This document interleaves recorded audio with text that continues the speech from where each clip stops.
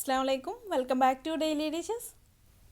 ഇന്ന് ഞാൻ മുട്ട ഉണ്ടെങ്കിൽ നമുക്ക് നല്ലൊരു ബ്രേക്ക്ഫാസ്റ്റ് ആയും ഈവനിങ് സ്നാക്കായിട്ടൊക്കെ തയ്യാറാക്കിയെടുക്കാൻ പറ്റിയ നല്ലൊരു റെസിപ്പി ആയിട്ടാണ് വന്നിട്ടുള്ളത്. മുട്ടയും പിന്നെ നമ്മുടെ വീട്ടിലൊക്കെ എപ്പോഴും കാണുന്ന കുറച്ച് ഇൻഗ്രീഡിയൻസും മാത്രം മതി നമുക്കിത് തയ്യാറാക്കിയെടുക്കാൻ.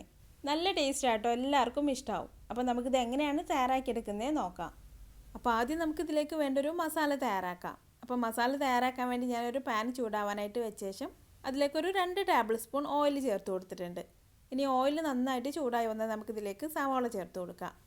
ഞാനിപ്പോൾ 2 സവാള ചെറുതായിട്ട് കട്ട് ചെയ്ത് ചേർത്തിട്ടുണ്ട്. ഇനി നമുക്ക് ഈ സവാള നന്നായിട്ടൊന്ന് വഴറ്റിയെടുക്കാം. അപ്പോൾ സവാള പെട്ടെന്നൊന്ന് വഴന്ന് വരാൻ വേണ്ടി നമുക്കിതിലേക്ക് കുറച്ച് ഉപ്പും കൂടെ ചേർത്ത് വഴറ്റിയെടുക്കാം. അപ്പോൾ ഈ സവാള ഇനി കളറൊക്കെ ഒന്ന് മാറി ഒന്ന് സോഫ്റ്റായി വരുന്നത് വരെ ഒന്ന് വഴറ്റിയെടുക്കാം. ഇപ്പോൾ സവാളയൊക്കെ നന്നായിട്ട് വഴന്ന് കളറൊക്കെ ഒന്ന് മാറി വന്നിട്ടുണ്ട്. ഇനി ഇതിലേക്ക് 2-3 പച്ചമുളക് ചെറുതായിട്ട് കട്ട് ചെയ്ത് ചേർത്ത് കൊടുക്കാം. പിന്നെ കുറച്ച് കറിവേപ്പില ഞാൻ കട്ട് ചെയ്തിട്ടാണ് ചേർത്തിട്ടുള്ളത്. പിന്നെ 1 ടീസ്പൂൺ വെളുത്തുള്ളി ചതച്ചത്, 1/2 ടീസ്പൂൺ ഇഞ്ചി ചതച്ചത്. ഇനി നമുക്ക് ഈ ഇഞ്ചിൻ്റെയും വെളുത്തുള്ളിൻ്റെയൊക്കെ ഒരു പച്ചമണമൊക്കെ ഒന്ന് മാറി വരുന്നവരെ നന്നായിട്ടൊന്ന് വഴറ്റിയെടുക്കാം. ഇപ്പോൾ ഇഞ്ചിയും വെളുത്തുള്ളിയൊക്കെ നന്നായിട്ട് വഴന്ന് വന്നിട്ടുണ്ട്. ഇനി ഇതിലേക്ക് നമുക്ക് മസാലപ്പൊടികളൊക്കെ ചേർത്ത് കൊടുക്കാം.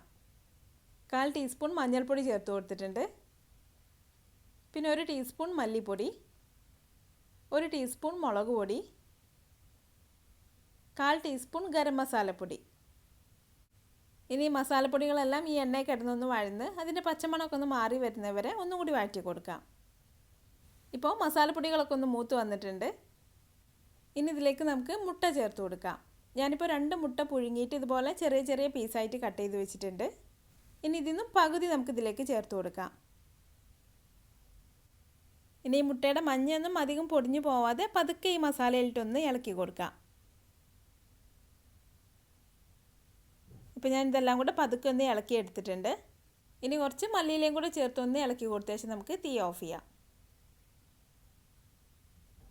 ഇപ്പോൾ നമ്മുടെ മസാല റെഡി ആയിട്ടുണ്ട്. ഇനി ഇത് മാറ്റി വെച്ച ശേഷം നമുക്കിതിലേക്ക് വേണ്ട ഒരു ബാറ്റർ തയ്യാറാക്കാം.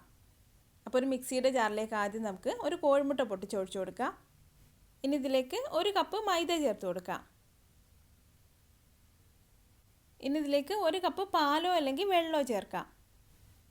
ഇപ്പം ഞാനിതിലേക്ക് 1/4 കപ്പ് പാലേ ചേർത്തിട്ടുള്ളൂ. 1/4 കപ്പ് പാൽ ചേർത്തിട്ട് ഇത് അടിച്ചെടുത്തപ്പോൾ ബാറ്റർ നല്ല തിക്കായിട്ടാണ് വന്നത്. അപ്പോൾ ഞാനിതിലേക്ക് 1/4 കപ്പ് പാലും കൂടെ ചേർത്ത് കൊടുത്തിട്ടുണ്ട്. അപ്പോൾ ആകെ നമുക്ക് 1 കപ്പ് പാൽ ചേർത്ത് കൊടുക്കാം. പാലല്ലെങ്കിൽ 1 കപ്പ് വെള്ളം ചേർത്താലും മതി. പിന്നെ ഇതിലേക്ക് 1/4 ടീസ്പൂൺ കുരുമുളക് പൊടിയും കൂടെ ചേർത്തിട്ടുണ്ട്.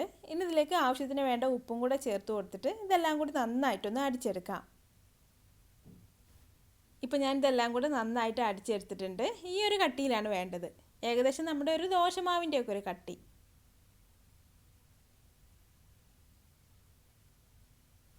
ഇനി നമുക്കിത് തയ്യാറാക്കാൻ തുടങ്ങാം. അപ്പോൾ ഞാനൊരു പാൻ ചൂടാവാനായിട്ട് വെച്ചിട്ടുണ്ട്. ഇനി ഇതിലേക്ക് 1 ടേബിൾ സ്പൂൺ ബട്ടറോ അല്ലെങ്കിൽ ഏതെങ്കിലും ഓയിലോ ചേർക്കാം. ഇനി ഈ ബട്ടറൊക്കെ ഒന്ന് മെൽറ്റായി നന്നായിട്ടൊന്ന് ചൂടായി വന്നതിലേക്ക് നമ്മൾ തയ്യാറാക്കി വെച്ചിട്ടുള്ള ബാറ്ററിന്നും പകുതി ചേർത്ത് കൊടുക്കാം. ഇപ്പോൾ നമ്മൾ തയ്യാറാക്കി വെച്ചിട്ടുള്ള ബാറ്ററിന്നും പകുതി ഇതിലേക്ക് ഒഴിച്ചിട്ടുണ്ട്. ഇനി ഇതിൻ്റെ മുകളിൽ നമ്മൾ തയ്യാറാക്കി വെച്ചിട്ടുള്ള മസാല ഇട്ട് കൊടുക്കാം.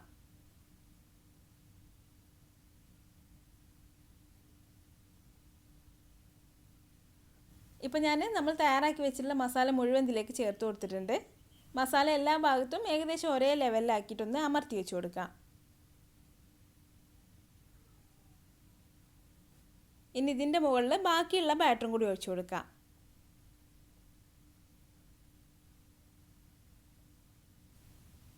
ഇനി ഇതിൻ്റെ മുകളിലായിട്ട് ബാക്കിയുള്ള കട്ട് ചെയ്ത മുട്ട ചേർത്ത് കൊടുക്കാം. പിന്നെ കുറച്ച് മല്ലിയില ചെറുതായിട്ട് കട്ട് ചെയ്ത് ചേർത്ത് കൊടുക്കാം. പിന്നെ നല്ലൊരു ഭംഗിക്ക് വേണ്ടിയിട്ട് കുറച്ച് ചില്ലി ഫ്ലേക്സും കൂടെ ചേർത്ത് കൊടുക്കുന്നുണ്ട്. ഇനി ലോ ഫ്ലെയിമിൽ വെച്ചിട്ട് ഇതൊന്ന് മൂടി വെച്ച് കൊടുക്കാം. തീ കൂട്ടി വെക്കരുത് കേട്ടോ. തീ കൂട്ടി വെച്ചിട്ടുണ്ടെങ്കിൽ അടി പെട്ടെന്ന് കരിഞ്ഞു പോകും. അപ്പോൾ ലോ ഫ്ലെയിമിൽ വെച്ചിട്ട് നമുക്കിത് മൂടി വെച്ച് കൊടുക്കാം. ഇനി ഇതൊരു 10-15 മിനിറ്റ് കൊണ്ട് വെന്ത് കിട്ടും. വെന്ത് വരുമ്പോൾ ഇതൊന്ന് പൊങ്ങി വരികയും ചെയ്യും. പിന്നെ ഇതിൻ്റെ മുകളിലൊക്കെ ഒന്ന് കളറ് മാറി വരികയും ചെയ്യും. ഇപ്പോൾ ഞാനിത് മൂടി വെച്ചിട്ട് ഒരു 15 മിനിറ്റൊക്കെ ആയി തുടങ്ങിയിട്ടുണ്ട്. അപ്പോൾ നമുക്കിതൊന്ന് തുറന്ന് നോക്കാം. ഇതിൻ്റെ സൈഡൊക്കെ നന്നായിട്ട് വെന്ത് വന്നിട്ടുണ്ട്. നടുക്ക് കുറച്ചും കൂടെ വേവാനുണ്ട്. അപ്പോൾ നമുക്കിതൊന്ന് തിരിച്ചിട്ട് കൊടുക്കാം. ഞാനിപ്പോൾ ഇത് വേറൊരു പാനിലേക്കാണ് തിരിച്ചിട്ട് കൊടുക്കുന്നത്. അപ്പോൾ ഒരു പാൻ ചൂടാവാനായിട്ട് വെച്ച ശേഷം അതിൽ കുറച്ച് ബട്ടർ ഒന്ന് തടവി കൊടുത്തിട്ടുണ്ട്. ഇനി ഈ പാനിലേക്ക് ഇതൊന്ന് തിരിച്ചിട്ട് കൊടുക്കാം.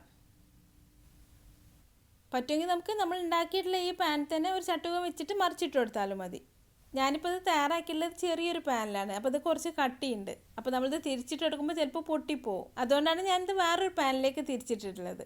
അപ്പോൾ ഇതിൽ തന്നെ തിരിച്ചിടാൻ പറ്റുമെങ്കിൽ നമുക്ക് ഇതിൽ തന്നെ തിരിച്ചിട്ട് കൊടുത്താൽ മതി. ഇനി ഈ സൈഡും ഒരു 5 മിനിറ്റ് കൂടെ ലോ ഫ്ലെയിമിൽ വെച്ചിട്ടൊന്ന് വേവിച്ചെടുക്കാം. ഇപ്പോൾ ഇത് വെന്ത് നല്ല പാകമായി വന്നിട്ടുണ്ട്. ഇനി ഇത് വേറൊരു പാത്രത്തിലേക്ക് മാറ്റിയിട്ട് നമുക്കിതൊന്ന് കട്ട് ചെയ്ത് നോക്കാം.